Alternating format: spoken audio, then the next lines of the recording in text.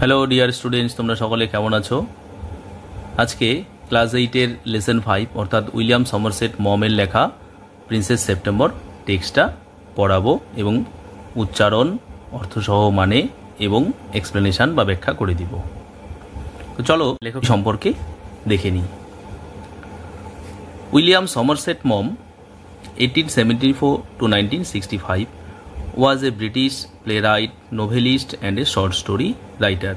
William Somerset Maugham তার জন্ম 1874 সালে এবং তার মৃত্যু 1965 সালে।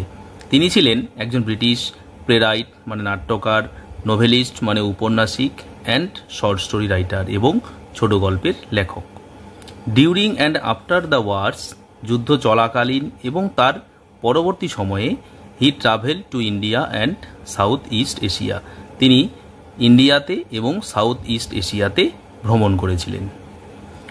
Of human bondage is regarded as Maugham's most important novel, মমের সবথেকে গুরুত্বপূর্ণ উপন্যাস হল of human bondage.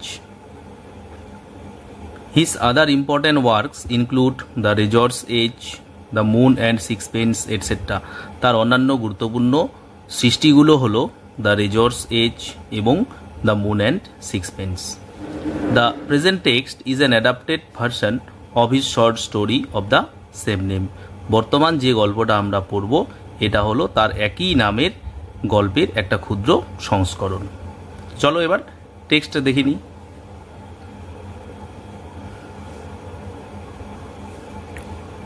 Princess September, the daughter of the king of Siam, was very unhappy.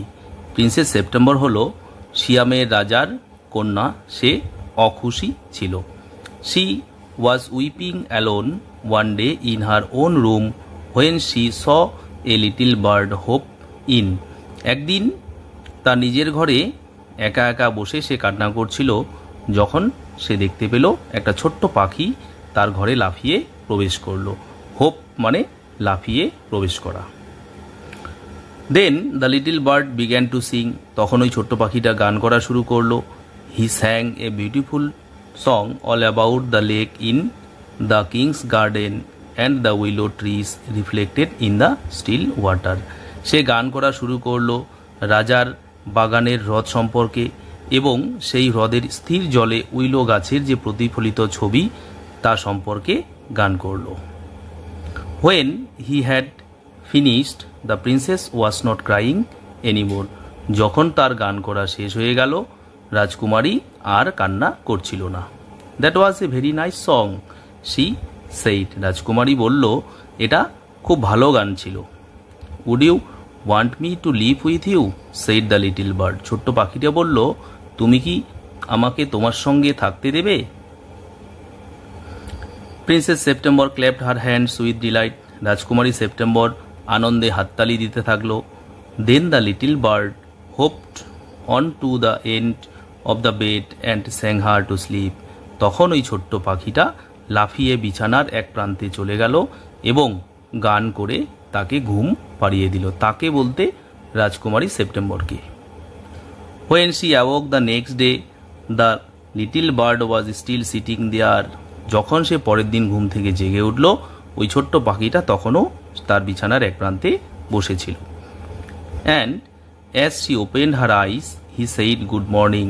এবং যখনই রাজকুমারী তার চোখ খুলল তখন ছোট্ট পাখিটা তাকে শুভ সকাল বলে অভিনন্দন করল। She stretched out the first finger of her right hand so that it served as a perch. সে অর্থাৎ রাজকুমারী সেপ্টেম্বর তার ডান হাতের তর্জনী বা ফার্স্ট ফিঙ্গারটা বাড়িয়ে দিল যাতে সেটা পাখিটি বসার জায়গা হতে পারে। পার্চ মানে হলো পাখি বসার জায়গা, স্ট্রেচড আউট মানে হলো প্রসারিত করা, ফার্স্ট ফিঙ্গার মানে হলো তর্জনী।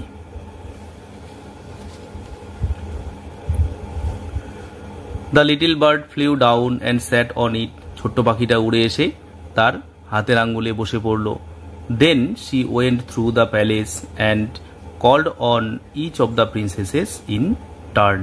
তারপরে রাজকুমারী ওই পাখিটিকে নিয়ে তার রাজপ্রাসাদে বেড়াতে গেল এবং অন্যান্য রাজকুমারীদের সঙ্গে দেখা করালো। And for each of the princesses the little bird sang a different song, এবং প্রত্যেকটা রাজকুমারীর জন্য ওই ছোট্ট পাখিটা ভিন্ন বা আলাদা আলাদা গান করলো।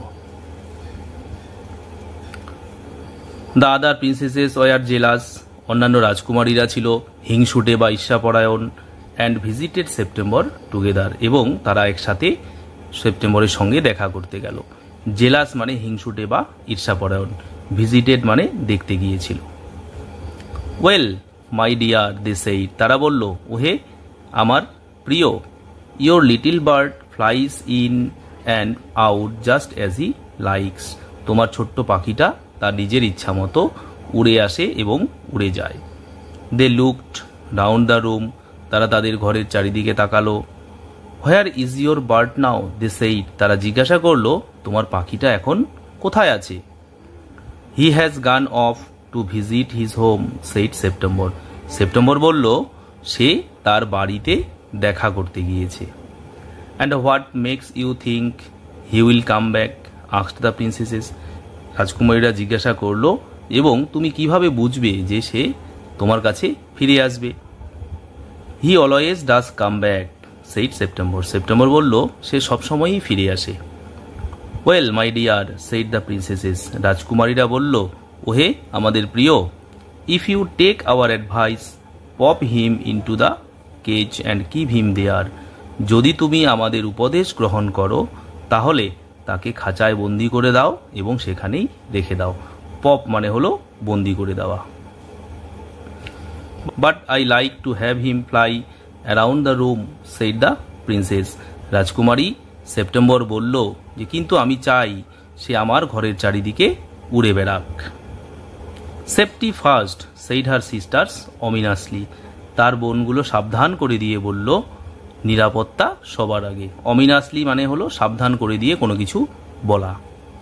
দে got up and walked out of the room shaking their heads and they left September very uneasy, তারা উঠে পড়ল এবং সেই ঘর থেকে বেরিয়ে গেল মাথা নাড়াতে নাড়াতে, এবং তারা সেপ্টেম্বরকে একটা অস্বস্তিকর অবস্থায় রেখে দিল। আনইজি মানে হলো অস্বস্তিকর অবস্থা। ইট seemed to her that the little bird was away a long time and she could not think what he was doing, রাজকুমারী সেপ্টেম্বরের কাছে মনে হলো যে ছোট্ট পাখিটা অনেকক্ষণ ধরে বাইরে আছে এবং সে ভাবতে পারছে না যে ওই ছোট্ট পাখিটা কি করছে। হি মাইট ফরগেট হার, সে হয়তো তাকে ভুলে গিয়েছে। Or he might take a fancy to someone else, অথবা সে অন্য কাউকে পছন্দ করেছে। ফরগেট মানে হলো ভুলে যাওয়া এবং ফ্যান্সি মানে পছন্দ করা বা ভালো লাগা। তাহলে আমাদের ইউনিট 1 পড়া শেষ হয়ে গেল। তোমরা আমাকে অবশ্যই জানাবে যে তোমরা পড়াটা বুঝতে পারছো কি না।